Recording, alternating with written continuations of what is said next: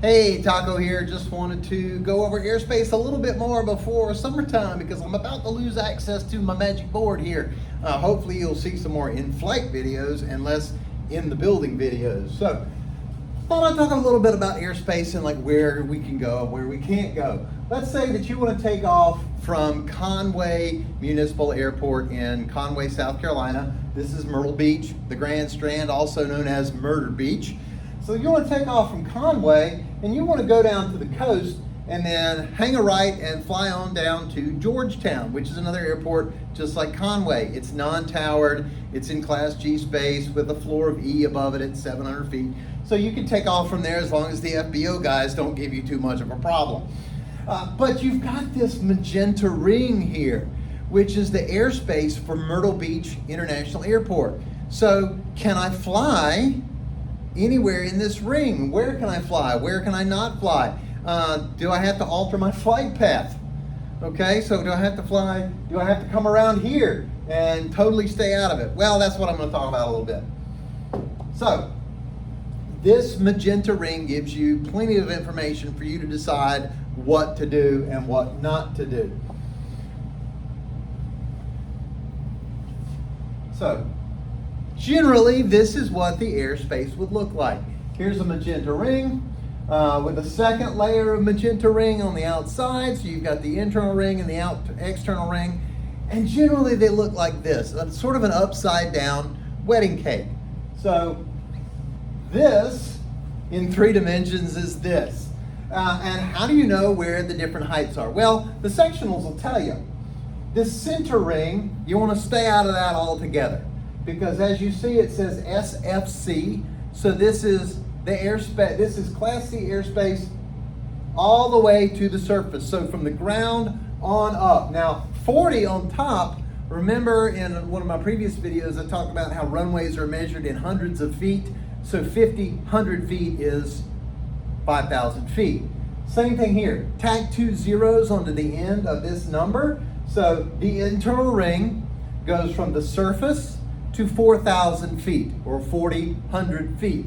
And that's this, okay? That's this internal ring. It's a cylinder and it goes all the way up to 4,000 feet. Now this outside ring, in this case, and this is the Jacksonville Airport, I'm assuming in Florida. So this outer ring though is a little bit different. The top is still at the same height, 4,000 feet, 40, and then add 2 zeros. However, the bottom of this outer ring is 12. Add 2 zeros, 1,200 feet. So the bottom, and they've even labeled it over here. Oh, by the way, this comes from Pilot Institute. If you have any questions on airspace, go there. I'm just giving you a very brief explanation of it, but they go into great detail. Now, they are a lot more focused on general aviation pilots. So there's things that general aviation can do that we can't do. We need to stay out of this, okay, unless we make arrangements beforehand, and I'm still not sure if we could go in there or not. Air traffic control is probably going to say, oh, hell no. So take their information with a grain of salt as far as what you can do and can't do as a paramotor or ultralight pilot because they're focused on general aviation. So what can we do? Okay. So if you're flying along and you come across some airspace like this, as long as you stay in this outer ring and you stay below this 1,200 feet, say you fly through right here, okay? You fly through it 700 feet above the ground. Okay, you're okay. You haven't violated any airspace. Problem is, look at the runways. Like I said last time, the runways show you which direction the airplanes will be coming and going from. So if you're flying around this ring and this runway is in use, well, you might cross the flight path of an airplane taking off or landing that way. If this one's in use, okay, again, you might cross the flight path of a plane taking off or landing. Now, hopefully they'll be way above your altitude by then because this is, I think it's 4 or 5 miles, okay? And then the outer ring definitely is a radius of 10 nautical miles. So by 10 miles out, You know, a 747 is going to be way higher than we have to worry about. So think about that, but also think, okay, well, they could be going this way or they could be going this way. So you're going to have to keep your eye out for airplanes that are crossing the airspace that you're going to be in and how high you're going to be. The other option, of course, would be to, let's see if I can get rid of all that. There we go. The other option, of course, would be if you're going to fly through here, is to fly over the top. And you can do that. You could get up to 5,000 feet. Okay, there's 4,000 feet at the top of this upside down wedding cake. So this whole section, as long as you're over 4,000 feet, technically you're not in their airspace. Part 61 or 91, I can't remember which, says that you have to have a transponder and an ADSB. So it's a thing that broadcasts like who you are and where you are so that the air traffic controllers can see you. We are not required to have that as ultralights.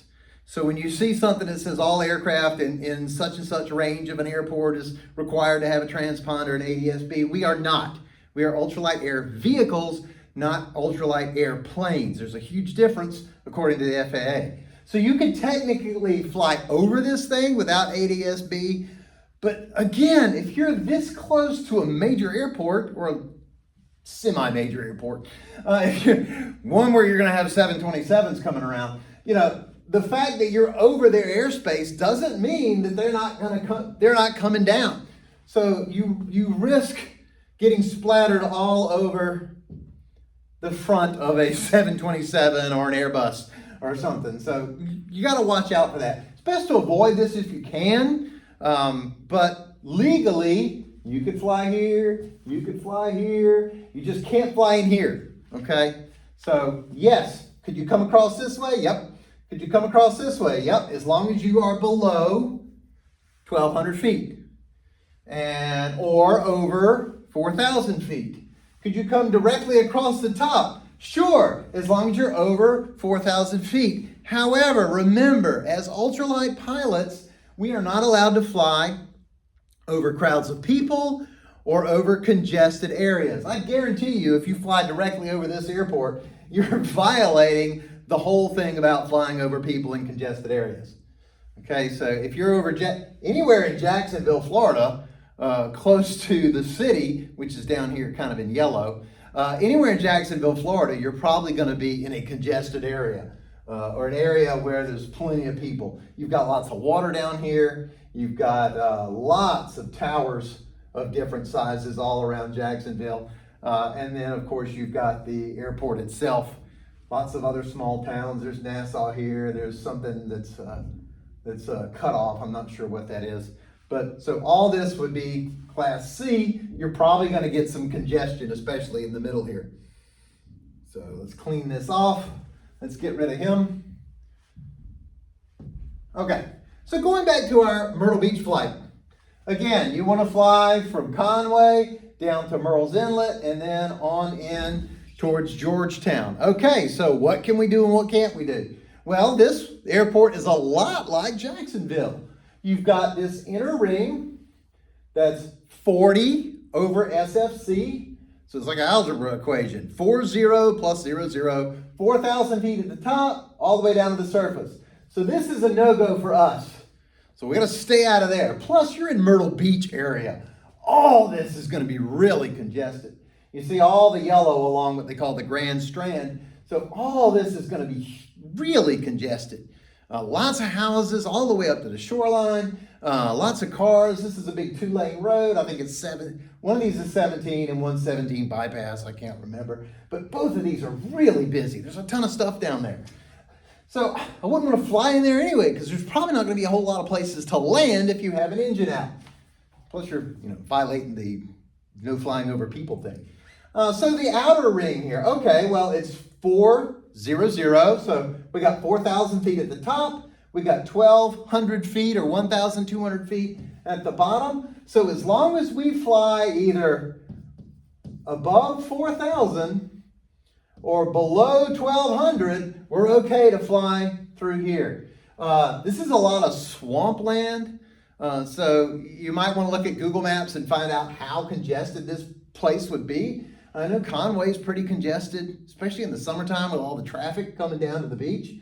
The airport's not really that close to city, but it's still close enough that you might have some congestion. So you don't have to worry about that. But once you get to this ring, you've either got to be below 1,200 or over 4,000, come all the way down near the coast. And again, this is busy, okay? All this yellow, Murrells Inlet, and on down, this is busy. So you might have to cut inland a little bit. Now, once you get out of this ring, or out from under this ring, think about it like a roof over your head. Once you get out from this ring, yeah, you could go back up and you can see the ocean really well. And then there's going to be a lot of swampland and stuff down in here. You probably wouldn't have to worry too much about congestion and flying over people down here in the swamp area.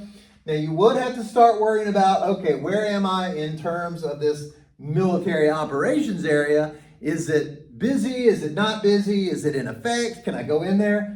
But that's the topic for another video. So